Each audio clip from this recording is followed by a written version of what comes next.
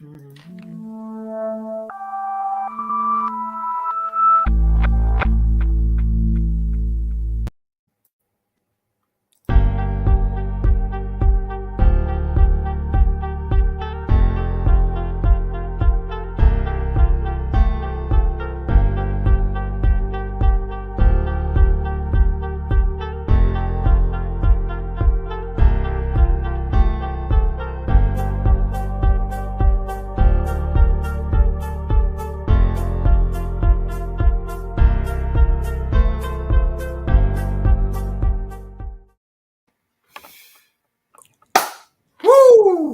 love that 30-second countdown because it gives me a chance to get all of my other devices together, right? Yeah.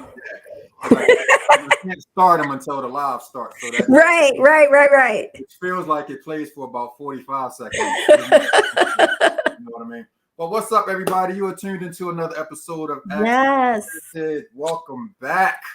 Welcome back. My partner in crime is back with me, y'all. He said it's only been 3 weeks. It's only been 3. I'm telling you, me, Shawn, he was helping out.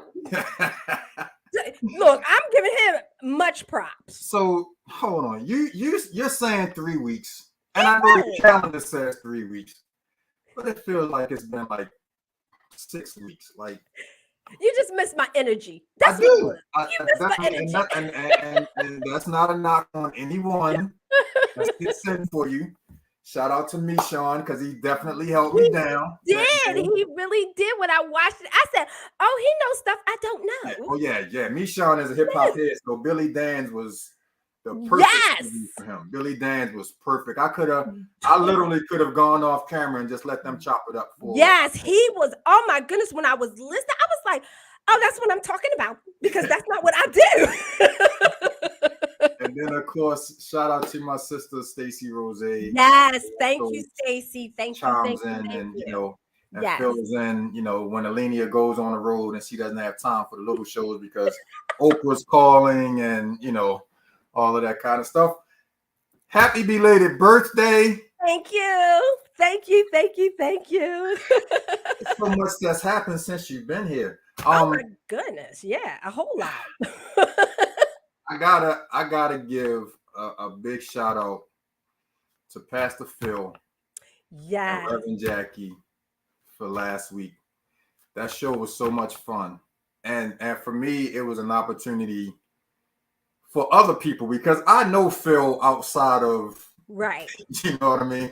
So outside of Hot Wings, and outside of Victorious Living Faith and all of that stuff, and I think it's good when people have a chance to get to see the other side of a pastor, you know what I mean? Because a lot of times if you only see him on Sunday or if you only see him, you know, and it's involving church business, you forget that he's a human being. And, you know, he got bills, you know, and shout out to Tyrell, who was my guest host last week. He had my man talking about his, you know, his hip hop list, you know, his and all that stuff.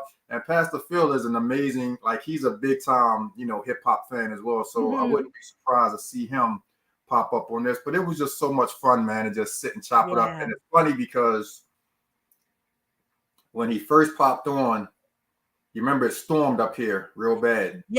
Last week.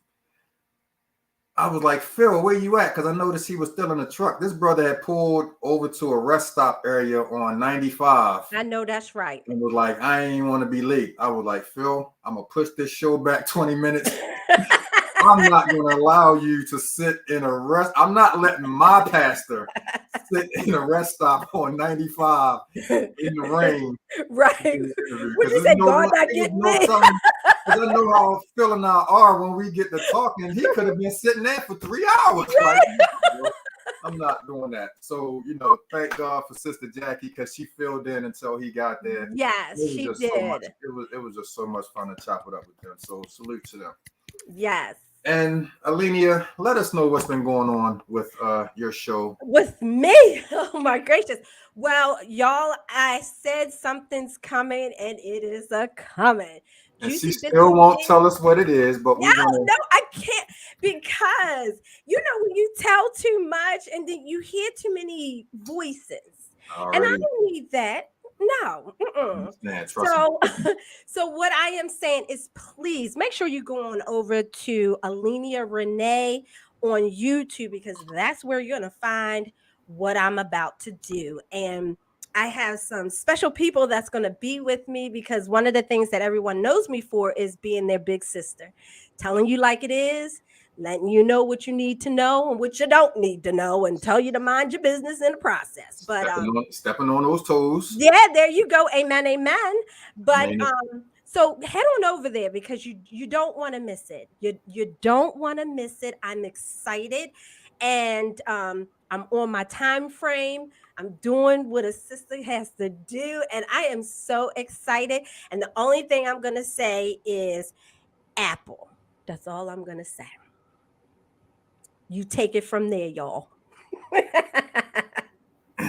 In the days of streaming, I think it's kind of clear where that is. I think, but somebody sitting on the side was like, I don't even like apples. Right. I like oranges. Well, right. You go over the oranges, you're not gonna find me. Yeah. And that's crazy that you said that. And I'm gonna leave it at that. There you go. See, that's what I'm talking about. We may eat out of the same bushel of apples someday. There you go. Exactly. Because I'm scaling. I don't know about anybody else, but this business over here, Joy Nook Network, is scaling for sure. I can definitely relate. Also, I need to add, because I literally have not talked about this one time, but we have actually, access granted, the power stream has actually been picked up by On Fire Television. Ooh. Which is I guess it's basically the video version of Radio on Fire, which is one of the stations that I used to have Baltimore Flavor Radio on back before I started my own radio station. Okay.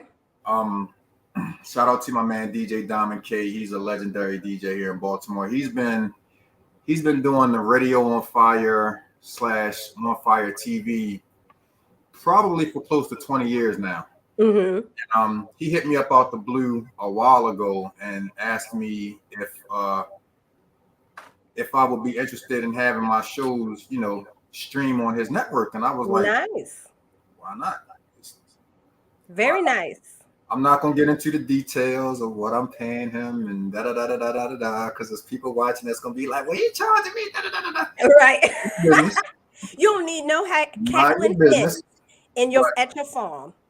But when we do stuff like this, we always look for the opportunities to get our platforms onto platforms that can help our platforms expand. Right. Exactly. And so, as we eat apples and, we do other things, there's some other stuff that, comes in the mix. And I just felt like, the conversation that I had with him, it was a no-brainer. And as long as it's something that can benefit both, it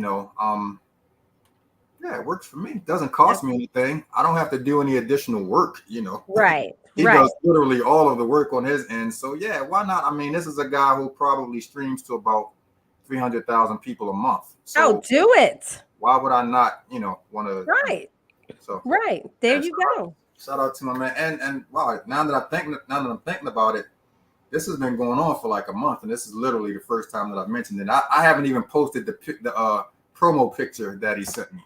Oh my goodness, you better get on it, bro. Yeah. What are you doing? Because even our guest tonight, he pivot. You need to get it out there. There's a method to my madness. Oh, okay. There's a method to my madness. I'm with you on that. Okay, then I'm gonna leave you alone.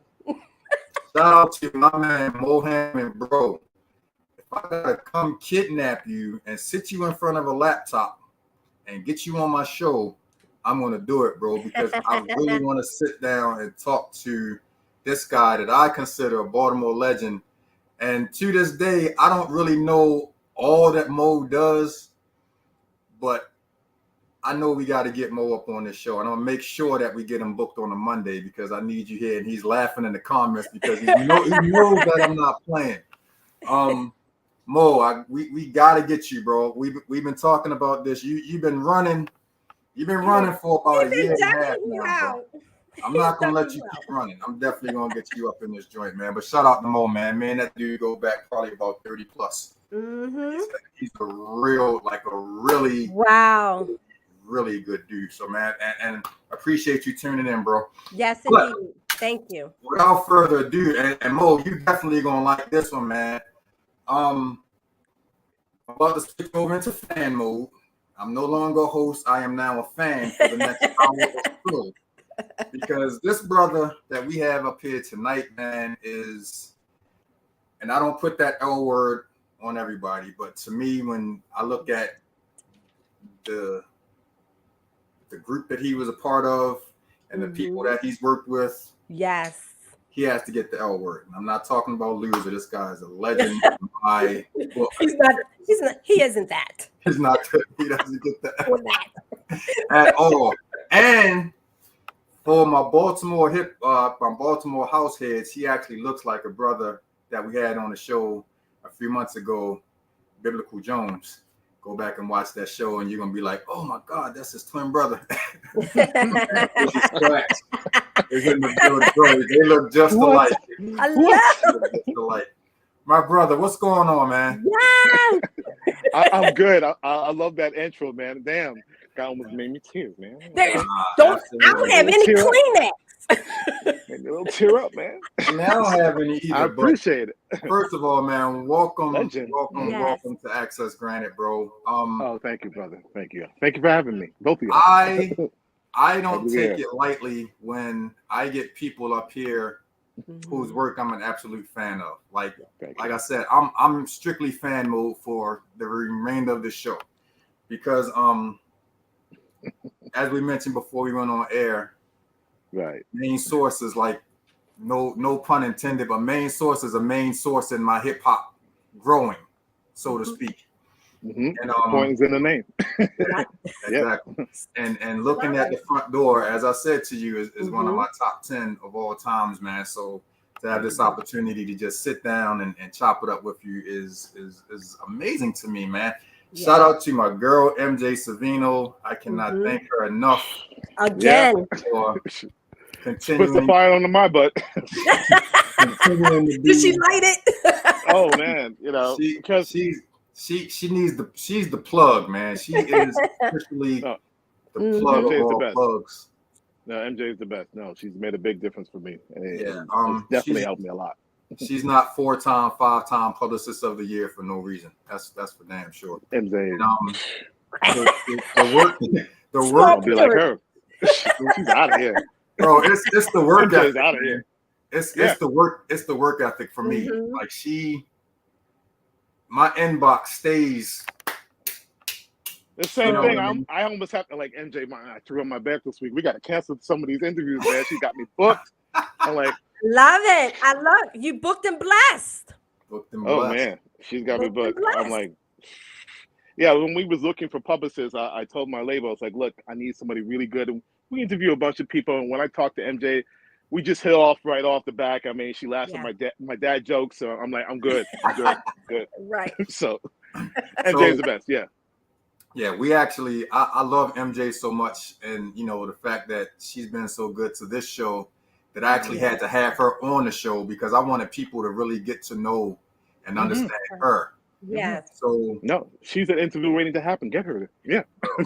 Yeah. Seriously. Shut up. Okay, so my man Mo right off the bat says Diz is a certified living legend. Breaking Atoms is one of the greatest masterpieces in the history of all. There you go. I try. Yeah. I try. Coming from my man Mo, that's coming from somebody who, if I didn't know about the album, or if I didn't know about you, or if I didn't know about the group, and I knew him, I would take his word for it and go listen to the album. That album. No doubt. Yeah, man. Some time has gone by. I haven't realized, man. I've been in this game for like 35 years, and I don't know where the time's gone. 35 years, almost to exact number, 30 platinum records later. I'm just trying to put out good music. Just a little something, right? Turn it on y'all right there. Y'all ain't even see it. Y'all ain't even. I've been around, pick up a little thing, I just, There you go.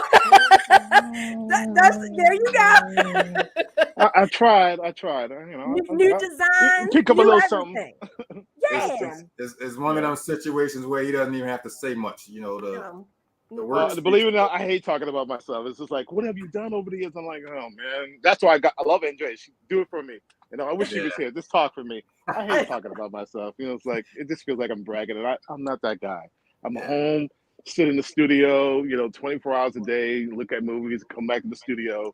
I'm a workaholic, but I love making music. It's my heart. So it's your heart. You said you've been doing it for how many years? 35 years. Yeah. 35 years. So when you started this, with this love, did you know we're going to do this? He was 4 years old because he definitely doesn't look like he's out of his 30s now. I hope I don't look like it, but brother 52 today. Oh, look at that, we're the same age. See, so keep yourself together. How is everyone? How is everyone on here 52? How is everyone 52? Trying to keep yourself together. My son keep me working out, so trying to chase his behind. So there you go. So that's all.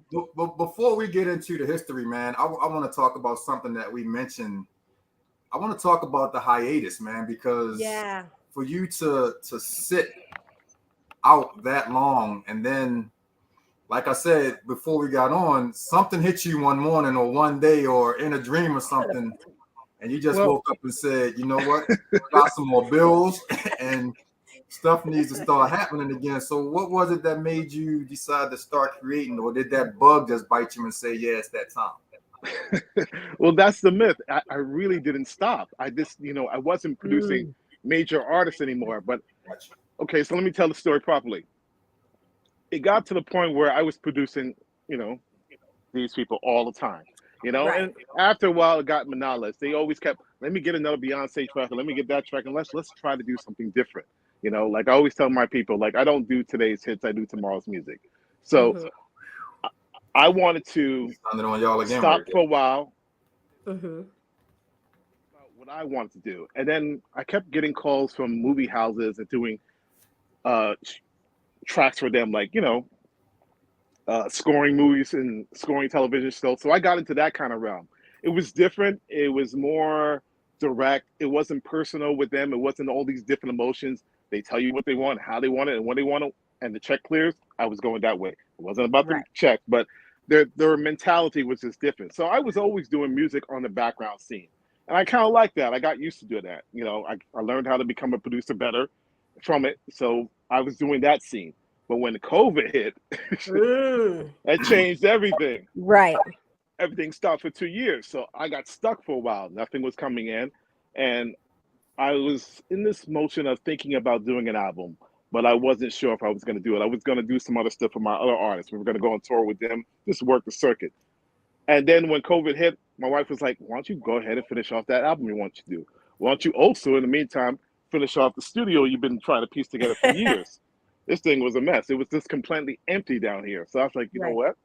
Let's do that. I had time, ran to Home Depot quickly before all the prices went crazy, worked on the studio, finished the studio, worked on like 30 records for my album and got it done. And when COVID released and got better, it's time to put it out. And here we are. There's long story short. There's one picture that I saw of your studio that shows like a side view of where your soundboard is, and that wood work that you have on the side is absolutely amazing, bro. Like I said, I won't bring a soundboard in my basement because in my man cave because I wouldn't know what to do with it, but I would love to just pick that up and bring that down here and just figure out something just because of the woodwork on the side of that looks. That's absolutely amazing, bro. And you did that whole studio yourself. So one of the things people don't know about me is that I do art for real and I do carpentry for real, not for anybody else, but just for myself. It's one of the things I kind of excelled at school. So again, before everything got crazy, I went and I built and I bought all the materials. It took me almost 6 months to build this entire studio. That's wall, ceiling, and everything, because there was nothing here. And I built this desk, and this desk was something of an argument because originally I was going to buy this desk that I was kind of saving up for. It was like $6,000 for this desk. I said to my wife, I'm going to buy this desk. And she was like, no. I was like, what do you mean no?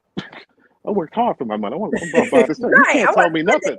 Yeah, girl, you can't tell me nothing. I said all this in my head because I ain't trying to get in trouble. It never came out, right? It never came out.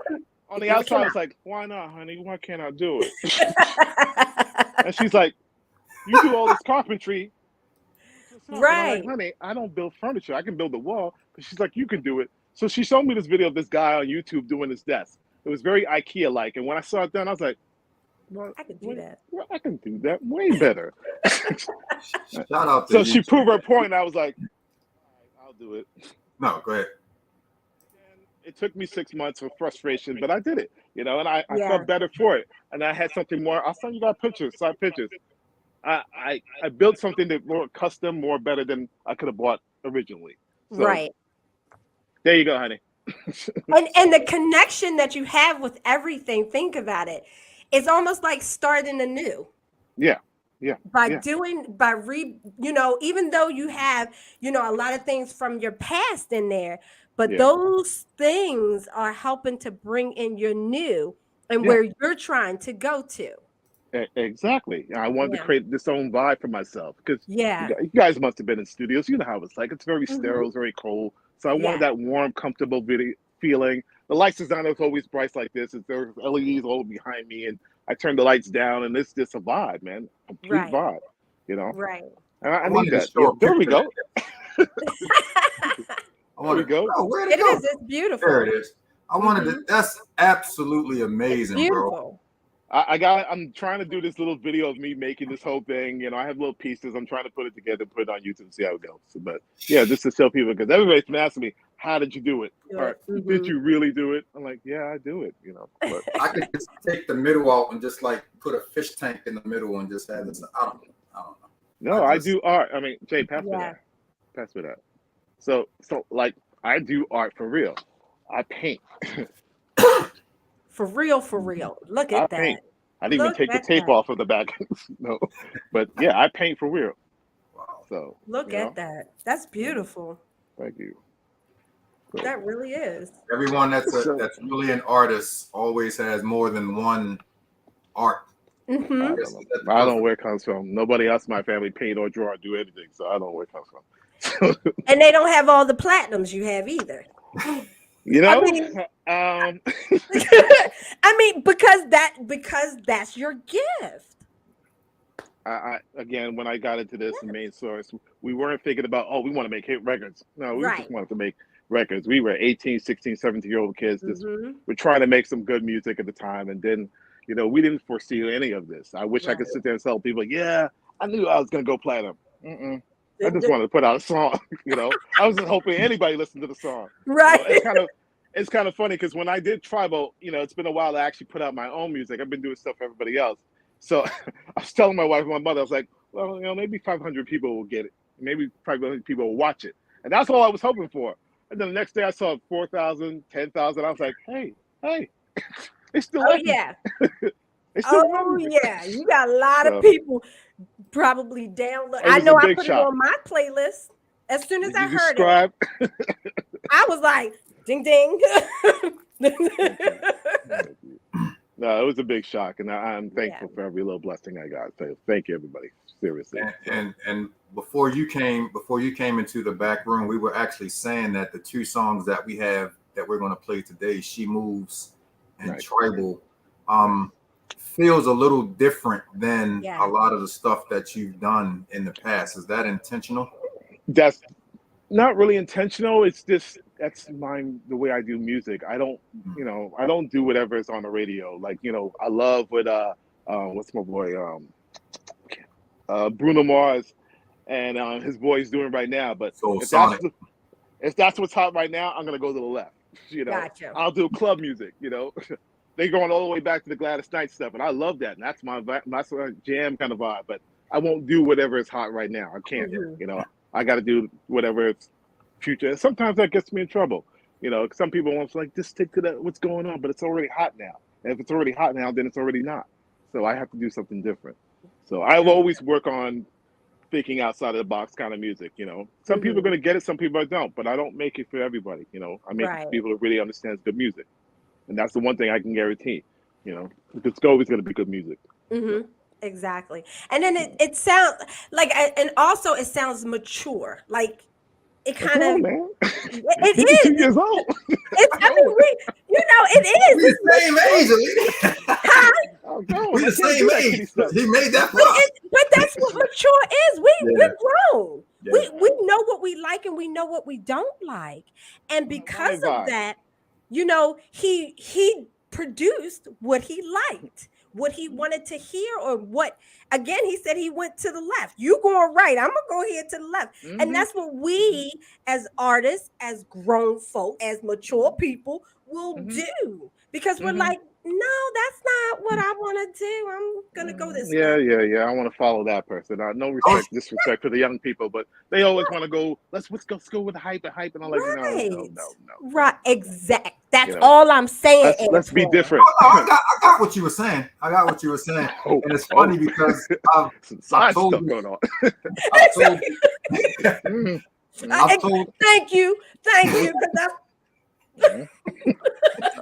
No, I definitely understood, but it's funny, Diz. I've told this story on here a few times how I remember driving in a car one morning, and I was in the car for about a half hour, 45 minutes. Right. And at this time, there was a young brother by the name of DJ Mustard who was really hot, on the scene as a producer. And so we're in Baltimore. So here in Baltimore, we get pretty much 3 stations. We get 92Q, we get 93.9, and we get 95.9, which is like between here and DC, like the DMV area radio stations. Okay. And switching back and forth, and I don't know why in the world I was listening to the radio that morning, because I never listened to the radio, but for some reason I was listening to the radio that day. And between those 3 stations, it felt like 20 people said, either I want to work with DJ Mustard, or I'm going to find me a producer and I'm going to tell that producer I want a beat that sounds like that. Yep. And literally, and I think what happened was I was driving and I was focusing, because Alenia, you know how traffic on 95 can be, here, 695 can be. So I think that I was focused so much on everything else that I didn't realize that it felt like between 3 radio stations, I was listening to the same stuff over and over and over again from different artists. So it's a breath of fresh air when we get a brother that says, okay, I'm going to listen, or I'm going to take what, we hear on the radio as popular, and I'm going to go in the complete opposite direction.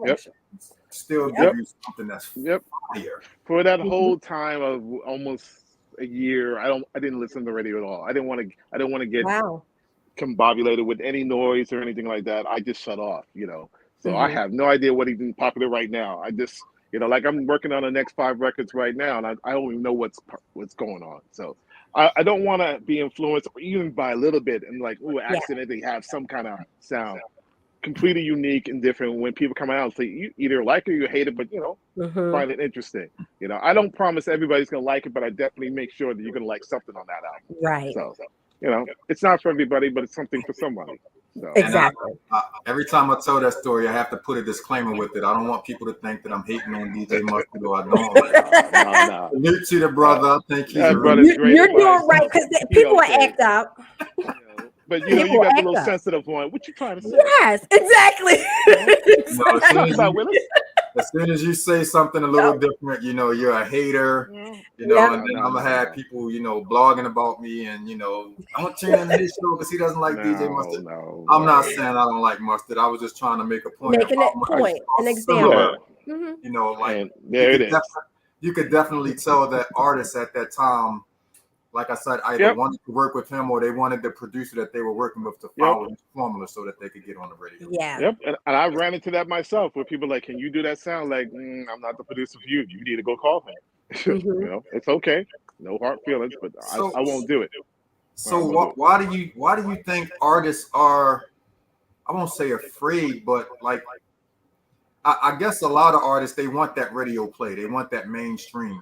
And a lot of times, when it's much the noise from the label, depending if they're signed to the label might dictate, because artists can, in the public period, can be naive. They're not stupid, but they can be naive and they can be misled. So we get caught up with all the noise that's on the radio, and then you start getting that Jedi mind trick, like, ooh, that is sounding good. No, it's not. It's just you get conditioned for it. So I mean, it takes people like, Bruno Mars, which, not for nothing, he's not doing anything new from our standards. We know where he's doing the sound, but it's a little spin on it, slight little spin on it. A lot of the new generation hasn't heard it, and they're going crazy, like, wow, that sounds amazing. We're like, man, that's Latifah and MC Lyte. That's the Temptations. What are you talking about? Right. They even got the outfits and doing the steps like that. They sure do. And the colors, the muted colors and everything. We know, when my 20-year-old son and daughters, they're like, oh, Daddy, that sounds amazing. I'm like, yeah, it's cool. But let me play you the real song. Right. Like, what? So can be fooled, naive, not stupid, but just can't be misled. So it happens. It's the industry. You got to play the game. Live the game, play the game. Work so the game. in this process, even during your downtime, have you had the opportunity to mentor like anyone else to, to produce, or, someone that is really trying to get into the business, that's really, I know we're talking about younger people, but sometimes we have those outliers of younger people that are like, you know what? I want the real deal, and I want to hear some wisdom and get some knowledge. I'm doing it now with my two artists, Kefa and Josiah. I'm doing it right now with them. Those are the two artists I'm bringing up. I do believe in giving back. You can't get to the stage and not. A lot of us forget and keep going forward. Like, no, I turn back and let's help the ones who really want to do it. Not just anybody, the ones who are really serious about their craft. I will help all day long. So no, I definitely believe in that. So I have two artists that I'm bringing up because that's all I can handle, and then we'll do another two. Right. Because it's like raising your children again, but they do listen because I picked them very carefully. You get the knuckleheads, but no, they're straightforward, and I am pulling them up. So I definitely believe in that. Wonderful. So, I wish more of us would do it, but no, it's necessary. 100%. That's not talking points. 100% with that. Yeah. Right. Yeah. I love that he just said I have two, and that's all I can handle. So you're not gonna have you're not gonna have like a death row bad boy kind of situation going on. Honestly, it's not about the money. The money helps, it keeps the roof over the head, but I want to bring up the next ones, and I don't want to overextend myself by having. I can have 10 artists, 20 artists, and put them all out. But no, I want them to give each time focus on their music and then put them out, and then mention them while they're out there too. So that's one of the things my partner and I, Antoinette Robeson, who's also singing on that tribal record. Yes. She's going to be doing that for me. She does mentorships and help them on the road. She's amazing on the road. So her name's Antoinette Robeson. Shout out to her too. So she's helping me with all that. So we believe in that 100%. Yeah. Wonderful. So when you mention that Robeson name, then another artist always comes to mind. Is there any relation with those two, or is that just coincidence? That's probably coincidence. What artist you talking about? Okay. Just had to ask. But, with your with the other two artists that you're working with, I'll just put it out here to you and say, when they're ready to come out to the world, if they're definitely. The same way we did the main source stuff with Nas and the Locks. I'm gonna put them. They're already gonna be on my album, and they're gonna have a little spotlight on there. Actually, that's one of the songs. Ironic. I lost my thought. So I'm gonna treat them like how we did main source. Okay. So how we did Nas and the Locks, and we're gonna put them out like that, and then we're gonna do a full album on them. So we're gonna give the world a little taste of them being featured, and then go. Oh, wonderful. See how that works. Yeah. Oh, all right, wonderful. I want to get into one of these songs, man. Man, let's do it. Yes. I want to get into She Moves first, and I want you to, give a little intro, talk about, your thought process, your creative process going into that. I have no creative process, believe me or not. My studio's 20 feet from my bedroom. Late at night, 2:00 in the morning, I get up and I'm like, honey, I got an idea. She's like, go ahead. And I just go and I'm sitting here. I'm just, it always starts, if it's a process for me, it starts with the beat because that's my hip hop stage. And everything starts with the beat. And then I just go from there. I literally sit here for hours just letting the beat play and then add something because I don't try to overthink it. When I hear music, for me, it's just, I let it go where it goes. I don't sit there and today's going to be hip hop, today's going to be jazz. Wherever the track goes, I just go with it. So that's how She Meal came about, really. it was just a beat that I was just skipping up. And I was just like, ooh, I like that. Let's go with that. And it just continued on the way it went. So no scientific process. It's just like the vibe is the vibe, and it comes and it comes. I don't force it. Right. I always want to be a fly on the wall when producers create, because I just feel like it's the most amazing process in the world to just sit down and just take, what's something that's probably occupying that much of your brain and turn this into, this amazing song. I've always loved. I would like to see what happens to me. I think I have an out-of-body experience, and I just go.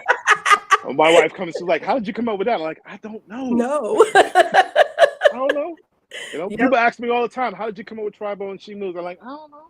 It just comes to me, and I just go." And then I listen to it like I listen to it now. I'm like, "What the hell was I thinking?" What kind of tea was I drinking? What kind of whatever it was I was drinking. What was your next up? I don't know. So I just go with it. So we're gonna get into this video, man. She Moves. My man Dizzy Scratch is in the building, and then we're gonna come back and we're gonna get into the history, the part that I really want to pick his brain about, because he's been doing such great things in the business, man. This is She Moves. Here we go, y'all. Thank you.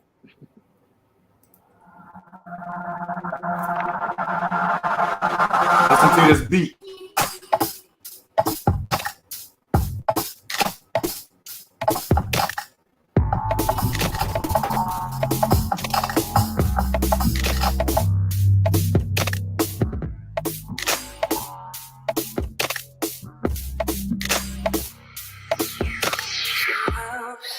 And it does with a fingertip. She moves and you touch with a fingertip. She moves and you touch with a fingertip. As boxes with her to her bottom lip. She moves and you touch with a fingertip.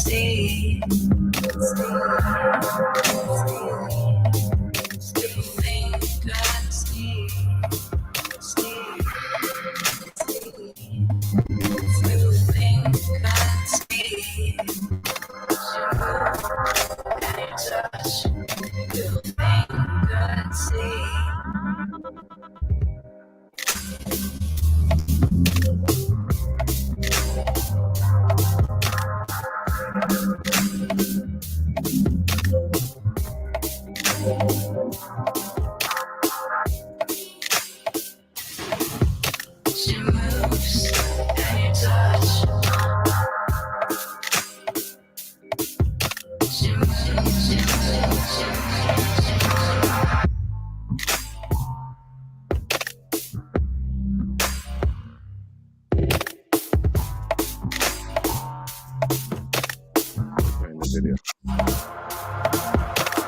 moves and you touch with a fingertip. She moves and you touch with a fingertip. She moves and you touch with a fingertip. As boxes with her to her bottom lip. She moves and you touch with a fingertip.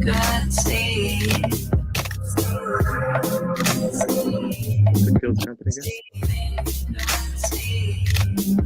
As boxes with her to her bottom lip.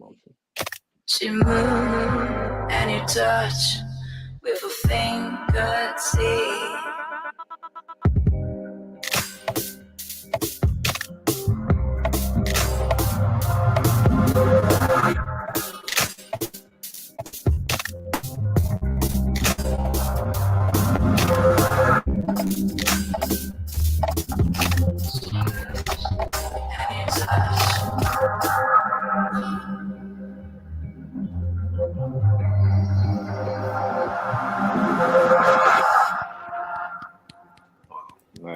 Nice. So as I'm listening to that again for about the fourth time now, I always hear producers talking about layers. Okay. And the way that they, basically stack, beats and everything on top of each other.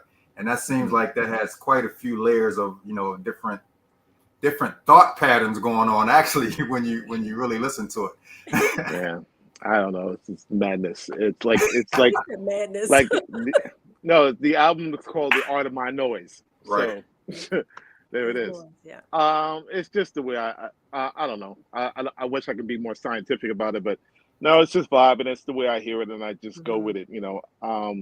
Before producing, I was a DJ, so I learned how to mix better. So it's actually influenced the way I produce. Gotcha. So I'll put stuff in there and take stuff out, put things in, and whatever sticks. But I don't force it. And if it sounds good, it sounds good. I don't overbake the cake. So that's probably the layers. Yeah, because I was looking further into it. I was like, oh, it sounds like high heels clacking. I did. Yeah. I was like, oh, she moves. Okay. In high heels. She, how a woman moves. The vibe, the way she sways, she switches, how everything moves on the woman. But in heels, you move differently. That's where I went. But I didn't go there, but I like that. I like that.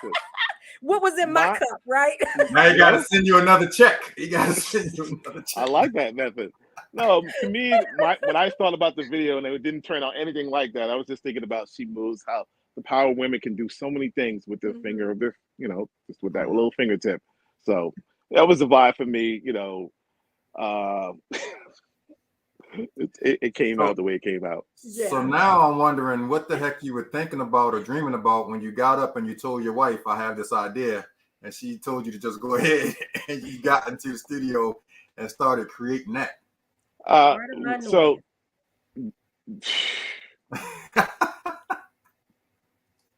like when I was doing tribal, it started out, I bought this new drum machine by Machine, no plug, but it's just they had this new drum machine and I didn't like any of the sounds, and I changed it and I put my own special sounds from the SV12, but it beefed it up to the way where I was like, ooh, that sounds really cool. So I did this kind of tribal kind of beat, my interpretation of it, and I wasn't sure if I really liked it. So I said to my wife, I'm going to transfer this to my phone and I'll play it. I'm nuts like that. I'll play it all night. I literally fell asleep to the beat playing low, and I woke up the next day and I'm like, I love this. This vibe sounds really cool. And it's just right up my alley, different. So we went with that. And then I flew over to Texas. I lost my thought again. Went over to Texas, hooked up with Antoinette. I said, look, I don't have a lyric for this song, but let's just do, something like da da da da da da da da da da da. That's all I have is the melody. And she was like, well, that's fine. Let's just do that. Let's do like, some, there's a vibe. It doesn't always have to be lyrics. Let's just do a vibe. And I'm like, yeah, let's just do that. Let's keep it simple.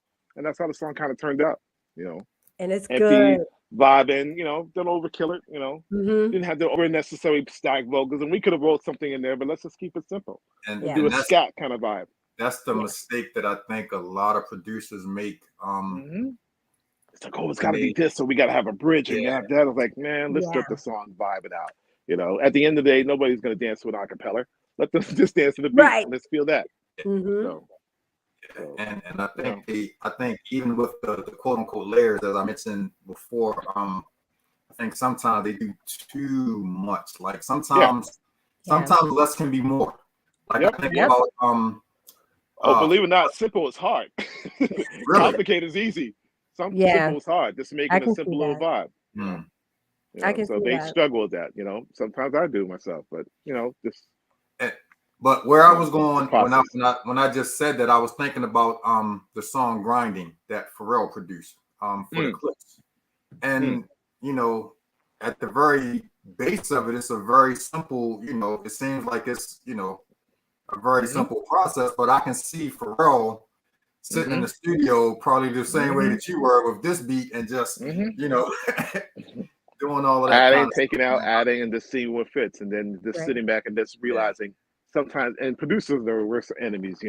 We could sit there and produce a song for a year for the one track.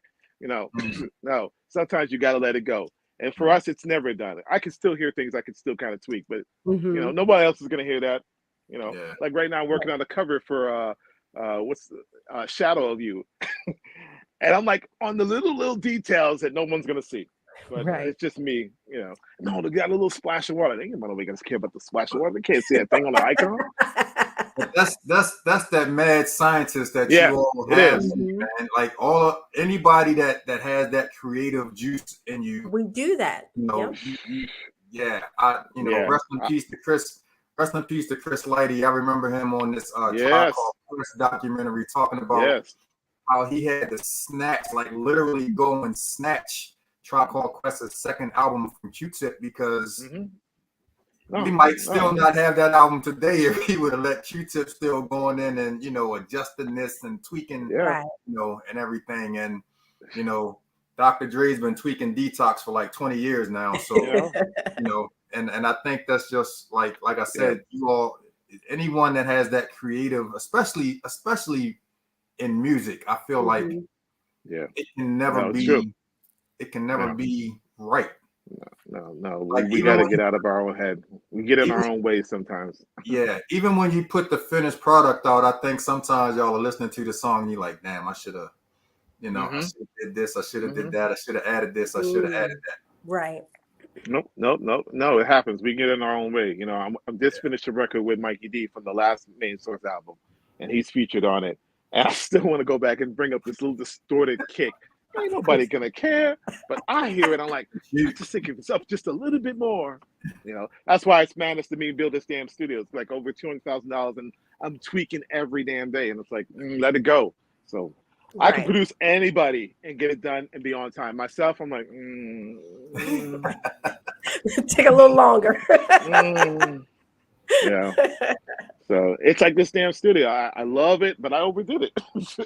Building the desk was crazy, but I mean, I love it. But if you can see, I don't know if you guys have the rest of the shots. There's more newer shots that I've done here, but I'll send it to you guys if you don't have it. And it's like detail. It's crazy. Right. Like I got my name carved in the desk. Who does that? Oh, you know? Wow. Who you said who gonna see it? Right? In fact, if you go to the website on the YouTube video, there's it's called Ambient Studio. If you go on that, you'll see the studio more clearly, you know, and all the little details in there. It's just stupid, you know, but I love it. So and you may do some more. You may do some more adjusting at some point. So look, man, let's switch bases for a minute, man. How in the world did you end up in Queens from Toronto? Shoot, that had nothing to do with me. That's all Mom Dukes. My mother left Canada in the 70s. To give you exact time, Summer Sam time period. When that whole big blackout happened. Wow. You know, I have no idea how old I was. I don't know, 5, whatever, 6. And she moved there. Long story short, my mother used to be a model. She used to be with Ford Modeling Agency. So she came to the States to better her career. Canada is great for living, but sucks for career. Sorry, Canadians, but it is. I love living here, but I don't work here. It's just cheaper. And she came and she started doing her modeling over there. And then, you know, things happened, changed, stuff like that, Summer Sam, stuff like that. And she decided she just wanted to stay and make a go out of it. She had no idea what we were going to do. And then early 80s, Rappers Delight came out. Kiss FM just came out, you know, with their station. And I was listening to, I'm almost telling the story of Main Source right now. I was listening to the station. And I was like, I want to do that. And she was like, what? I want whatever they're doing on that music. I want to do that, you know, and it just got the bug for me. But yeah, my mother brought us over to Queens and we winded up in Left Rack City. That's where Main Source originally started, Left Rack City, Queens. So yeah, short story. Wow. And Queens, you know, of course, is widely known as the birthplace, you know, of pop and everything. So, you know, let's talk about the vibe that was going on around that time with you, as far as the city. Or the borough. I'm sorry, it's the borough. My bad. I don't want to offend nobody. The borough. So Main Source started out in Left Rack City, Queens, and then my mother moved us to Corona, Queens, across the street from Shea Stadium. Lily, you can hear the game and everything kind of vibe. I know exactly what you're talking about. Exactly. So we were in that building, and that's where everything really kind of formed, because we were trying to get a deal. Nobody was trying to sign us. Nobody, and this is back in the days when y'all know, there's no internet, there's no nothing. You have to go to the library. You got to go find a lawyer, or somebody knows somebody, or your cousin knows this person who knows the limo driver that knows the guy. It's that kind of nonsense. So it was just raw energy vibe. And, Eric B and Rakim were not too far from us. And because we used to go to the studio called 1212, Paul McCasty, who really taught us how to produce, that's how we met Eric B and Rakim there, just took us on like little brothers, showed us the ropes. He used to come over with his Rolls Royce, the only guy on the block with a Rolls Royce, Eric B, and we were sitting there like, what? It was just cool vibes. And then we hooked up with Gru by accident, and it was one of the things I miss about being in the States, is that connection of just everybody's right there, you don't even know it. Like one time I saw Paul McCartney walking down the street, I was like, it's one of those things. Right. How you doing? I was like, hey, shout out to Paul McCartney. He performed here in Baltimore last night. Shout out to Paul McCartney. So it's one of those things, So I miss, it was just energy, pure energy. Right. So it's what made that record so the way it is, just vibes, hanging out, goofing off, just being kids, not taking ourselves too serious. Not like I do now, but children, bills, everything changes. And Alenia, to answer your question, yes, he's still performing. Hip hop is the only genre of music where we feel like once we reach a certain age, we can't stop. Because we get tired.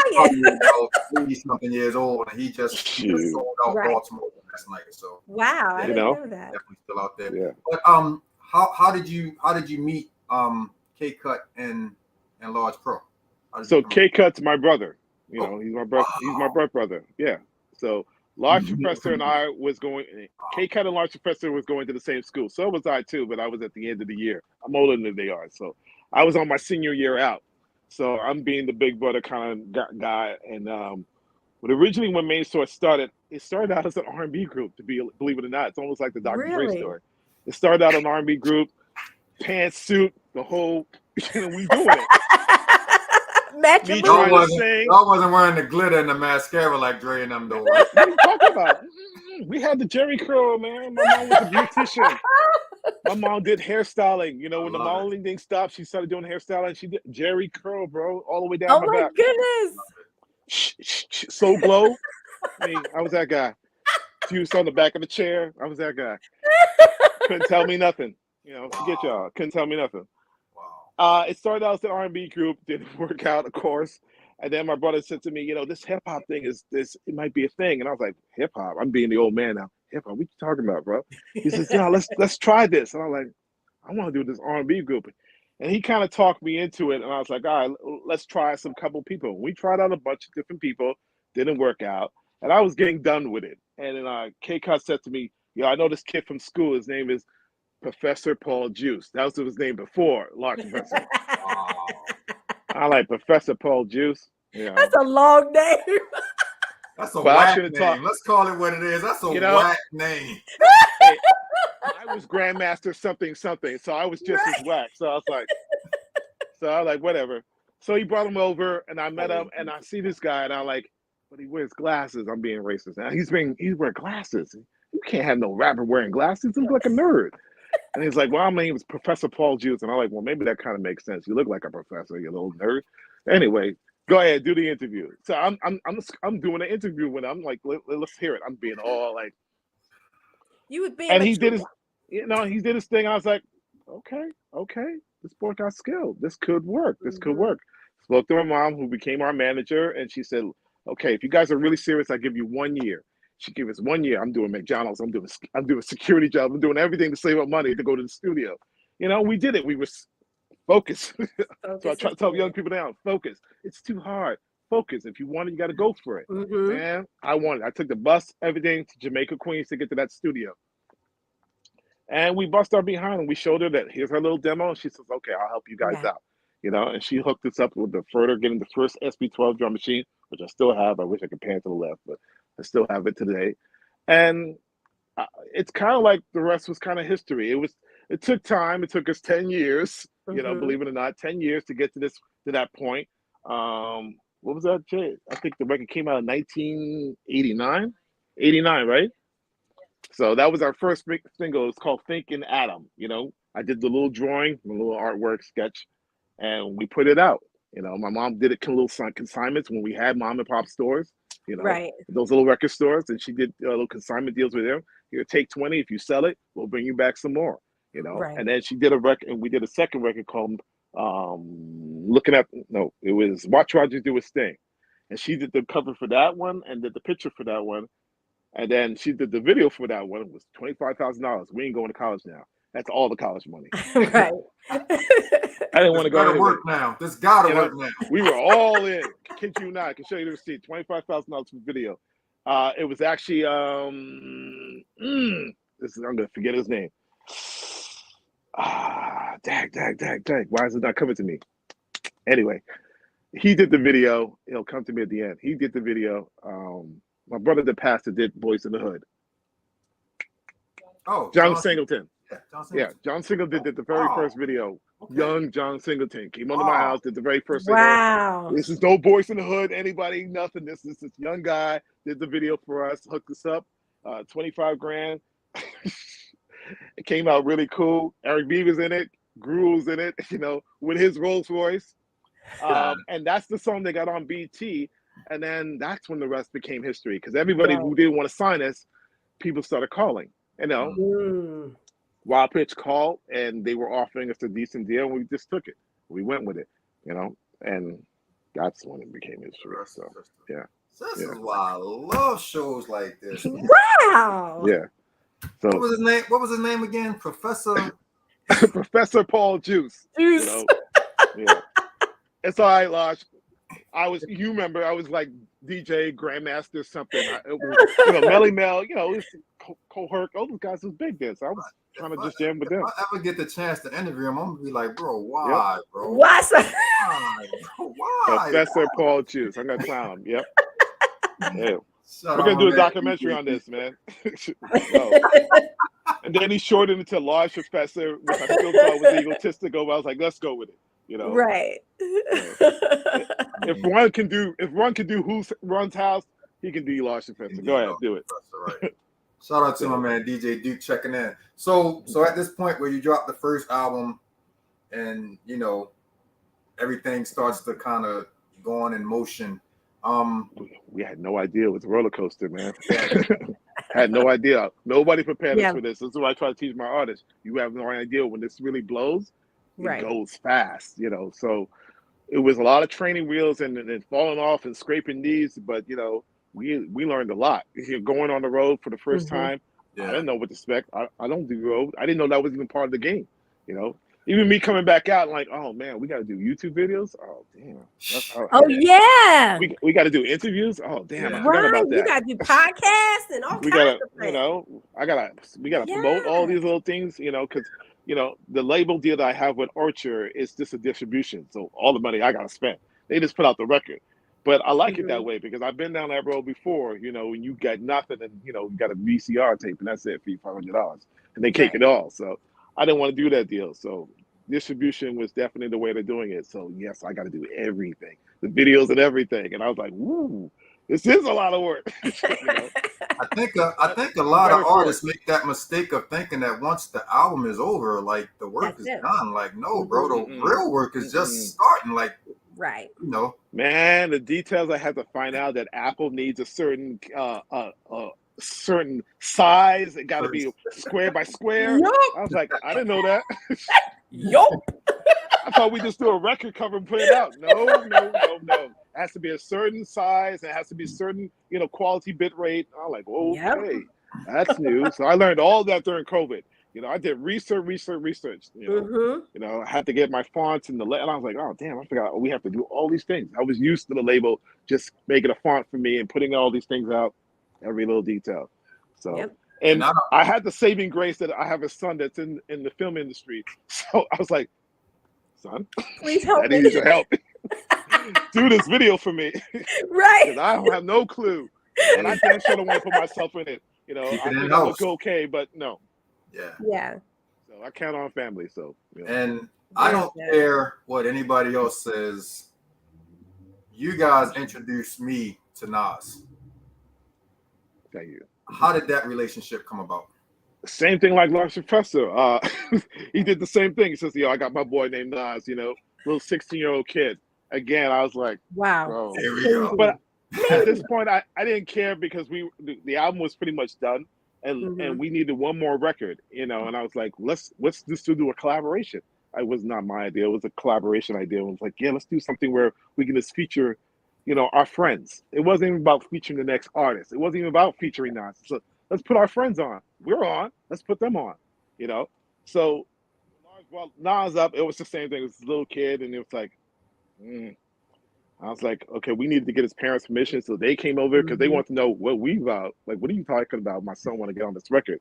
So they wanted to make sure everything was straight. And they came over, and Nas came over, and we sat down. They talked to my mom, and it was good. And they felt comfortable. They met my mom. They met the rest of us, and we let them know it was all legit, And he did his rap, and we were like, ugh, snuffing Jesus, bro. I was good, bro. I was going to ask because I've heard everybody from Large Professor to MC Search to others talk about that verse, and that's always the line that everybody emphasizes. So I'm gonna tell you the truth. I don't know what everybody else is talking about. I'm gonna tell you the truth. We weren't sure. It sounded dope. We were like, that sounds amazing, but bro, we might get censored. We might get NWA. Right. Boom. We might get the Jews. We might get everybody coming at us. But my mom is my alternate A&R person, Shawn McKenzie, and she was like, just do it. And we were like, there you go. I got you. I'm like, you sure, Mom? You just one woman. You wear bucks up. She's like, I got you. Just do it. And we were like, okay. She's the same one that told us to just rap on the next album. I'm like, I don't rap. But we put it on. And look at it. We said, first of all, let Nas go first. In case anything happens, he'll be done, forgot about, and we will be on the next 3 other rappers. So let him go first, and then let's get it over with. That's how it really came about. You go first. And he did the line, and was just like, okay, I still think it's dope, but and we waited. We waited. Right. And everybody was just like, floods, like, yo, I've never heard of anybody, blah, blah, blah, and just went there. And then, how many years later, everybody's like, this and whatever, and really taking those shots. But Nas was the first, take that shot and go for it, And we said, bro, in case anybody doesn't know, Nas was the first one. That was the first record he was ever on. Everybody was like, no, he's been on this record. No, it was us. No. It was us. Main Source record. Look at Live at the Barbecue. Live at the Barbecue. Anybody that thinks otherwise just needs to do their history, because that was definitely the introduction of Nas to the world, especially with that one line. Like, it made all the difference. It changed his life. Just the one line. One line. Labels were calling like crazy, and I was like, damn. He took we worked 10 years. This brother did one line. And that was it. Goddamn. If there was ever a "Hello World, This Is Me" moment, that line was. He's lucky YouTube wasn't out back then, because damn, we would have had films and all kinds of stuff on that. So it was crazy. One line took us 10 years. One line. Hey, it happens.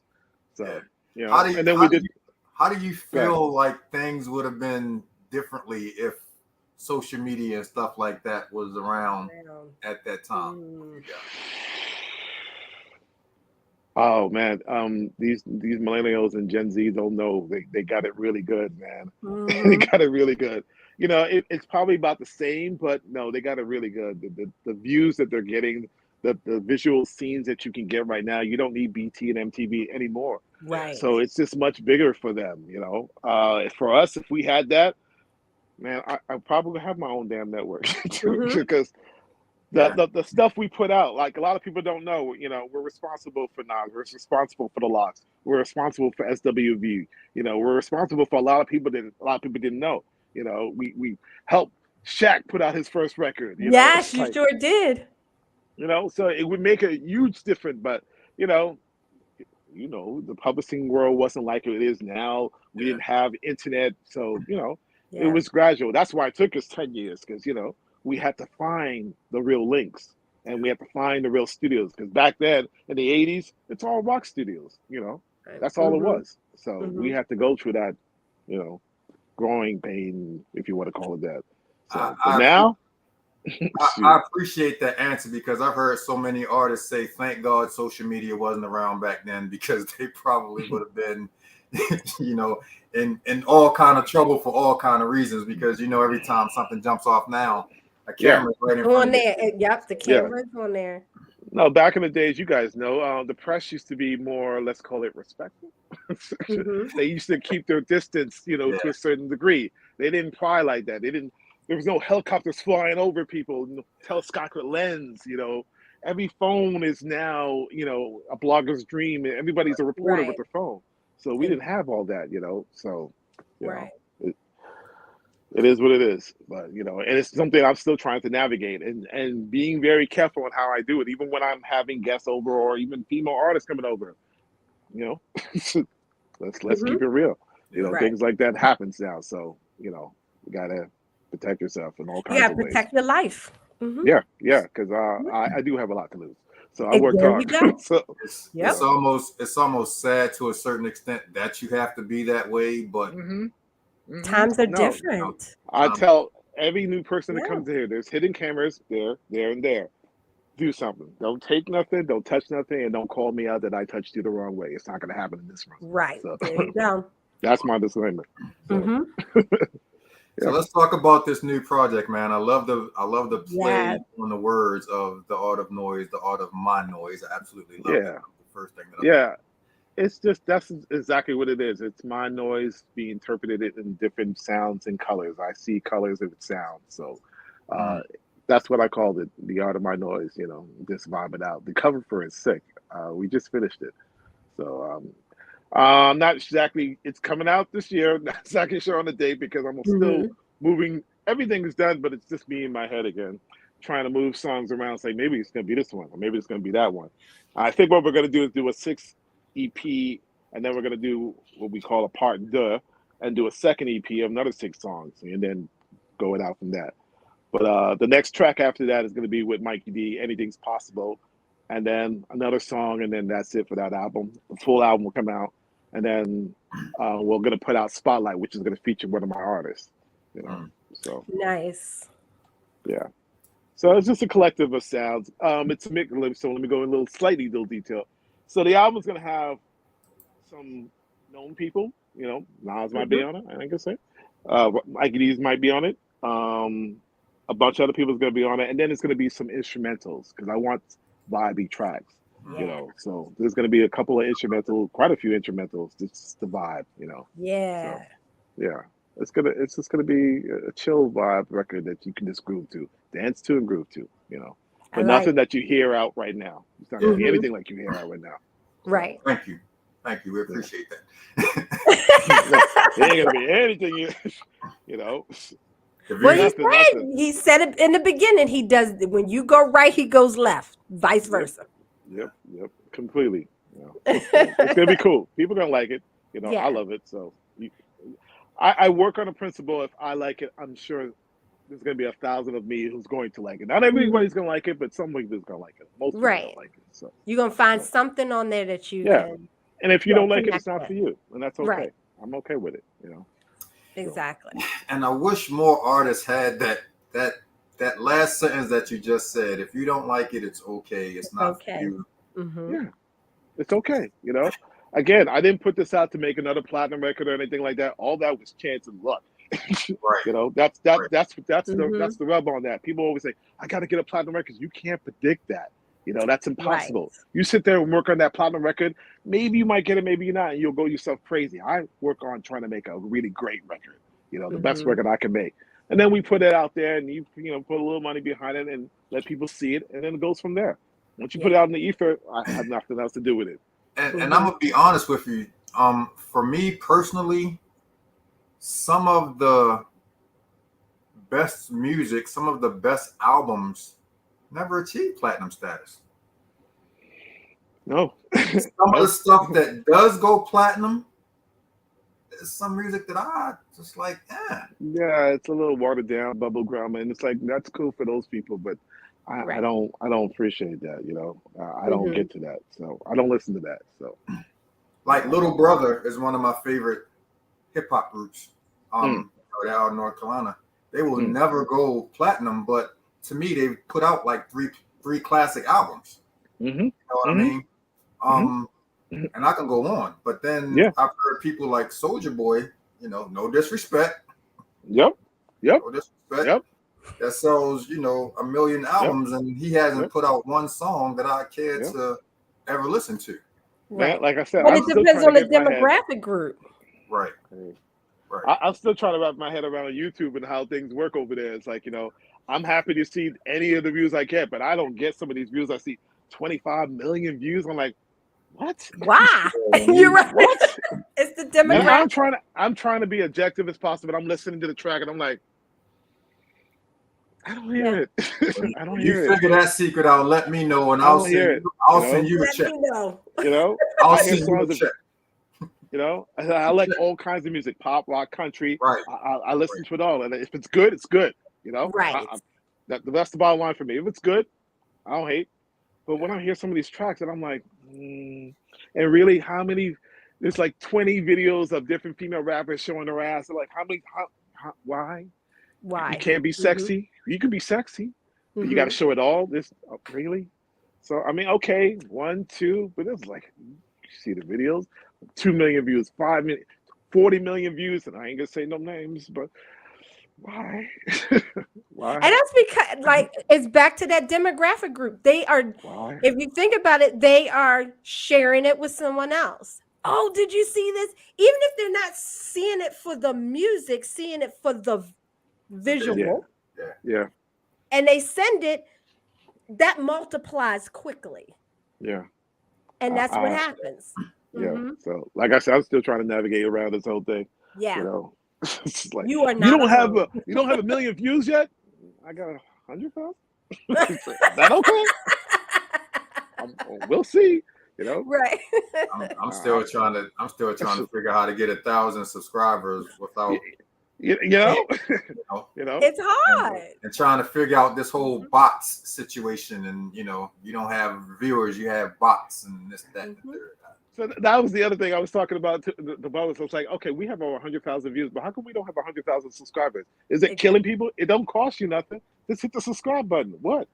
You know, so I'm still learning myself around that stuff. So I don't know. It is what it is. But that's another show for another day. You know, we can talk about how do we get subscribers. We are there with you. I don't get it. I want to do a podcast right next to my Kobe picture. I just want a YouTube plaque that says, "Who are you telling?" It is what it is. All right, man. Let's get into tribal. Do it.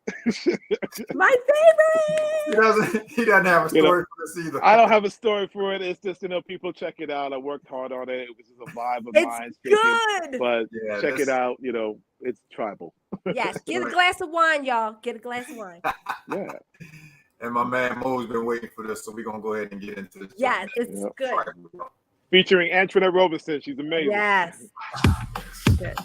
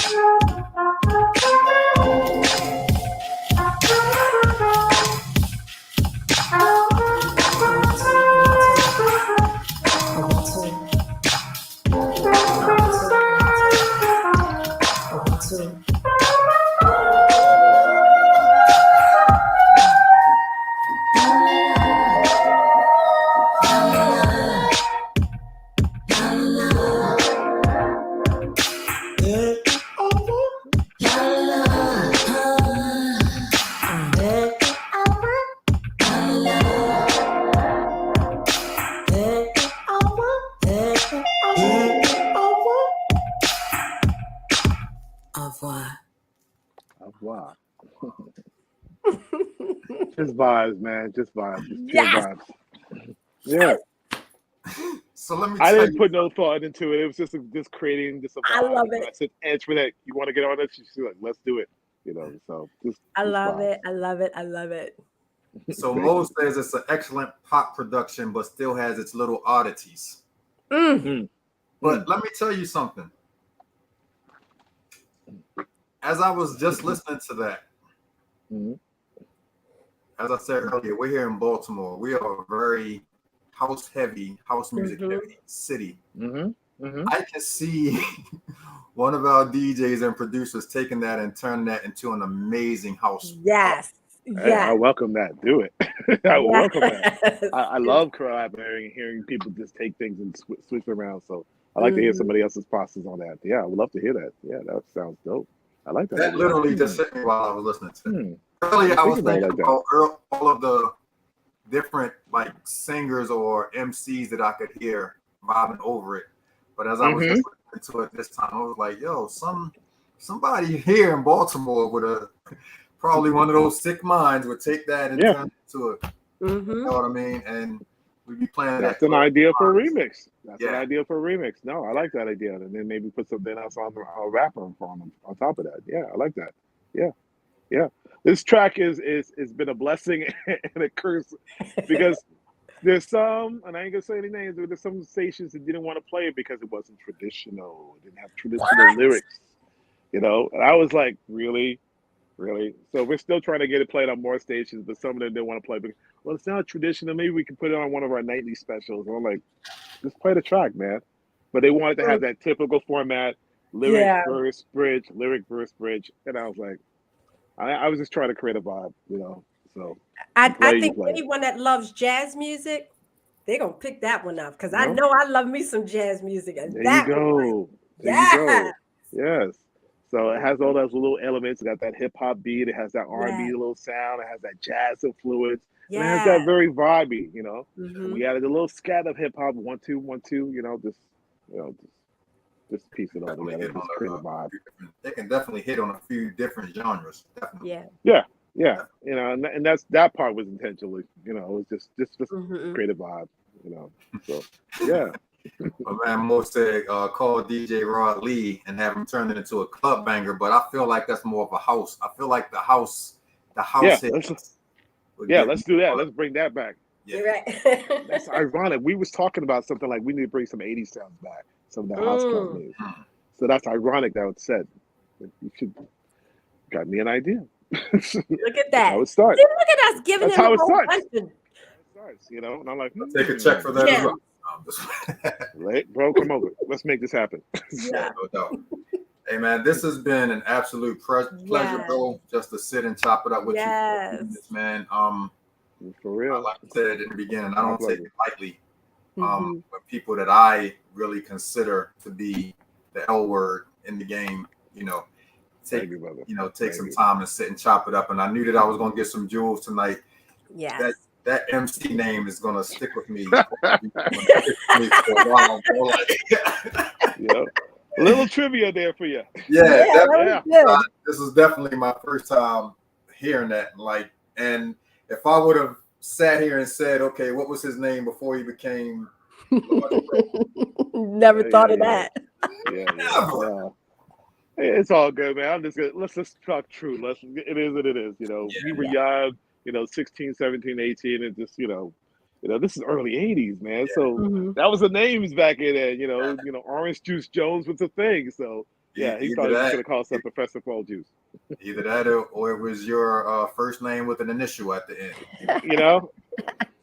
You know, grab ass or something. It was some crazy name I had. I was doing a lot of club parties and, you know, thought I was doing something still wet behind the ears. Figuring it out. Yeah. You know. So I know that you said that you don't have a date yet that this is everything is going to drop, but I definitely want you to let the people know how they can follow you so that when that time comes, we can be informed. All right. See some of the things I'm still learning. Gotta remember I got my little notes down here. I'm reading. So it's Instagram, Facebook, Twitter. It's now Dizzy, NWN Dizzy. You know, on Facebook, Twitter, what's the other ones? Instagram, and you can find me on YouTube, Dizzy Scratch on YouTube, you know. And what else? What am I missing? What am I missing? It's so much. That's pretty much it. Yeah, he got YouTube, Instagram, Facebook. Yep. Right. Yeah. So the two songs that we listened to tonight, are they streaming on the platforms now? They are. They're on Apple, streaming on all platforms. So, you know, podcasts and Instagram, Spotify, all those stuff like that. So, yeah, check it out. And then, like I said, YouTube. You know. And like and subscribe, people. Help your brother out. That's right. Don't forget, hit the button. It's literally just one click, y'all. It's not a subscription like Netflix. Just press the button, please. Right. And share it. Just because you may not be into it, someone else may like that song. Absolutely. So, you know, that's it. I'm gonna send Tribal to a house DJ / producer here that I think may work wonders with that song, and if it's something that he's interested in, I will connect with MJ and figure out. Tell MJ she's got my numbers, you know, or you can check me out on Magnetic Entertainment, my website. You know, check that out too. Gotcha. So, absolutely. Yep. It's been a pleasure, man. I appreciate the love, man. So thank you. Oh, one more thing before we go. What's the story behind the yellow guitar? The yellow guitar. So it's probably one of my most expensive things here, huh? So literally, when he got on camera, that was the first thing I noticed. First thing you saw, and you can see it in all his pictures. Go to his website. So I got this from Tom Petty's estate. So in this guitar, Tom Petty's name is right here. He signed it. Sheryl Crow signed it. A bunch of other people signed it. It's one of my prized possessions. And it's no bull because, hold on. That's Tom Petty right there signing the guitar. Oh, wow. That's dope. That is all right. So, that guitar when we grow up, we're going to have stuff like that. Yeah, when I grow up, when I get about 52. It's like I said, when I built... You know, and like I said, when I built this room, man, I wanted the vibes, and I wanted my own little Mavilias, and we got the main source big plaque right over here. Oh, big! I can't even take it off; it's too big. Maybe I can tilt you off. Maybe I can tilt it. Let me see. So there's the big plaque. It shows all the main source stuff. Nice. He's stunting on us a little bit. You know, he got a few plaques down there. He got a few plaques. 35 platinum. Like, when we grow up, we're going to be Grammy. like him. Still trying to get that Grammy, but we'll see. Hey. It's a work in progress, but I don't chase it. That's by our peers. The plaques I'm more respectful for because those are fans. Those are people that actually bought the record. So Grammy and no Grammy, I respect that more than anything else. You know, those people keep the roof over my head and keep me still working. So I'm much more appreciative for that. So yeah, this was a good interview. I had to ask about the guitar because, like I was telling her, when you popped on the screen, that literally was the first thing that just kind of. I was like, man, that's dope right there. You saw the guitar. You don't see a TLC plaque down there, but the Madonna plaque. I see a plaque. I can't see the words. I can see that guitar clearly, though. Man, what you looking at? You looking at the wrong things. It's the yellow. It was the yellow with the red letters going across. I was like, I paid a little penny for it. I got it, and I was happy for it. So it's a really good collection. So I got a bunch of them, but yeah, that's my prized possession. Wonderful. Sure, man. Shout out to my girl T Quest for checking in. I don't know where she's at in the world these days. T Quest be everywhere. So salute to that sister. Thank you for checking in. Again, bro, I appreciate you, man. Thank you. Appreciate you. And happy birthday to you. Thank you. You know, getting that 22 on, girl. Yes. You know, looking good. Hey, shout out to all of the 52-year-olds that are on the show tonight, man. Yes, all of us, right? I'm trying to keep it together, keeping the muscles good, trying to keep it together. You know, eat right, people. You know, drink your water. Drink your water. And like I told drink you your water. Yeah, definitely drink the water. And like I told you earlier, Diz, before you get off here, when your two artists are ready, when you feel like they're ready, just most definitely. Yeah, we'll definitely let's definitely do that. No, give them a little shine. No, absolutely. Yeah, absolutely. Absolutely. I appreciate that. For, man. Thank you. I appreciate you, bro. Enjoy the rest of your evening. Well, I'm gonna go eat now. Thank you. He said he's going to eat. Yeah, bro. I'm hungry. All right, man. Love it. That was good. As I knew it would be. As I knew it would be. Really solid brother. Really good dude, man. I love. Yeah. And I knew that I was going to learn something. Or if I ever get to interview Law's Professor, the first question is going to be, where the hell did you get that name? Well, you know, when we're young, we're trying to make it sound good and for people and back then, come on, you gotta think about it. Back then in the 80s, that's how we was thinking. Yeah, you had to have the juice back then, so maybe that's right, exactly. I'll let him have that one, but well, this was good. It was a good hello. Welcome back, Alina. Yes. And for those that weren't on in the beginning, let them know how they can follow your show. I want to make sure follow me over on YouTube at Alina Renee. You see the name right there. Come on over, subscribe. I had some new subscribers, so I know it's coming from here because on Mondays it seems like my little number's going up. Okay, so y'all keep that happening because we got some good stuff coming. I'm telling you, come on. Gonna be eating apples, y'all. She's gonna be eating apples. Yes. Yes, indeed. So that's where you can find me over on YouTube at Alina Renee. Subscribe to her, bro. It's it literally takes that much. Touch that button. Make sure you're looking at anything that comes up or share it with someone. Yeah. Even this. Yeah. Share it. If you hit share, let me tell you something. People are gonna watch it. That engagement. Yes, we need that. We need that. We want to be like T. We want to be like T Quest when we grow up. So there you go. Y'all subscribe. And Mo, I'm not letting you get away, bro. I am definitely gonna contact you probably right after this show to see when we can set up getting you up here, man. Because I definitely want to chop it up with you for a few. But continue to follow Access Granted the Pod on YouTube. Click the little, click. Follow us.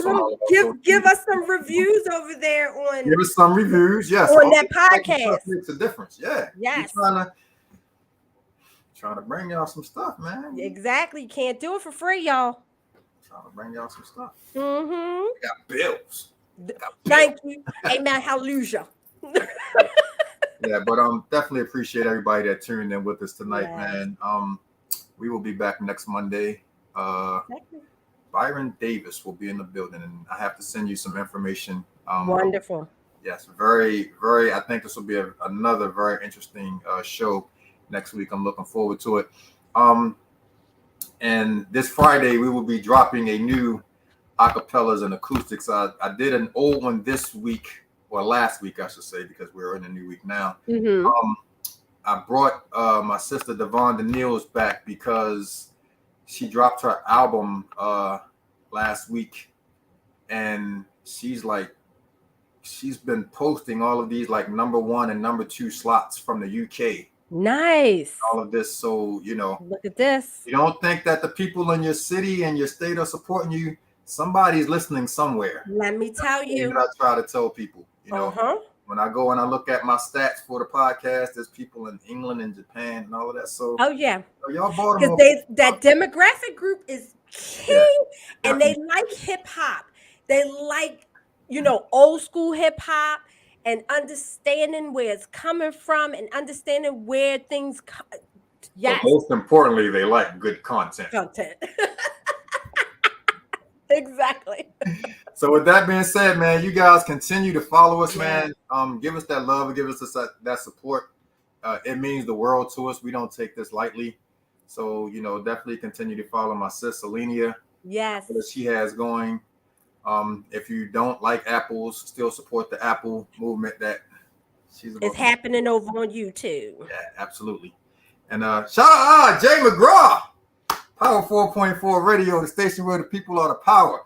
Bro, I'm gonna need you to start tuning in 90 minutes earlier though, because he tardy to the party. Tardy to the party. But go back. Hey, if you just tuned in, you missed a great show. Yes. On our YouTube channel and watch it, man. Hashtag replay. To my boy Jay McGraw, definitely. And on that note, man, we're gonna get out of here. I think I'm gonna go eat too. I'm hungry. All right. Good night. Love you guys. Peace. We will see you next week. Access granted the pod stream. We out of here. All right. Bye. As soon as